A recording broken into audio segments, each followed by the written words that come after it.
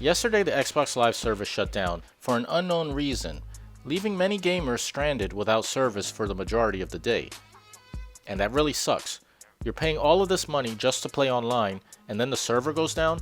I know it doesn't happen all the time, but since the server has went down, a lot of people have been reporting that they can't even play the games already on their systems. And not just digital only games, physical discs. Maybe it's because some of the discs don't actually have the entire game on them, and you need to download half of the game, and you have to sync up with Xbox Live in order to play them.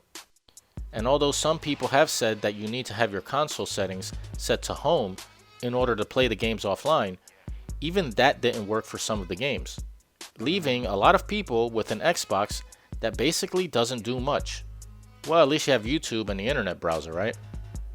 But all this means is that digital games and even physical discs aren't safe from the DRM that's being imposed through these consoles. You would think that the game that you bought would be available to you as long as you want, or at least as long as the console and the disc is physically able to play them. But since these companies are trying to force a rental system at full price, we have to deal with crap like this more and more often. Game Pass is a Trojan horse trying to lure you with a Netflix-style rental system that guarantees them money while you never owning anything. It's the same way with PlayStation Plus. Some people are okay with this since they think it's a good deal. But as enticing as it may seem, it's leading the industry down a path of no return if this continues. PlayStation is exactly the same, and you can bet a bunch of games might be useless if the servers go down, or something else within the console itself. You better hope that you can change that CMOS battery in your PS3 and the PS4 before Sony decides that they don't want to deal with old software and servers anymore. Because at least for the PS3, it relies on the CMOS battery to keep your licenses so you can play the games offline.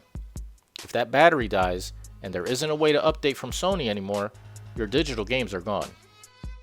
Even free-to-play games are conditioning people that games are disposable, where you can get it free, and when they decide the game is no longer profitable, they'll take away your access to the game, or change it completely, the way that they did with Overwatch. I was still enjoying Overwatch. Overwatch 2 was unnecessary in my opinion, but even then, what you pay for should be usable regardless of if you are connected to the internet or not, especially if it's a single player game. Now, I wasn't on Xbox when their servers went down, as I was playing The First Descendant on my streaming channel, Media Rebel Live. You can go subscribe over there as well. So I didn't experience any of the pitfalls that everyone else did. I wonder what games I have that might have been affected.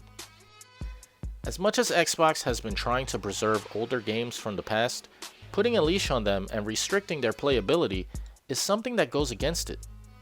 Isn't it bad enough that games are restricted to the console itself?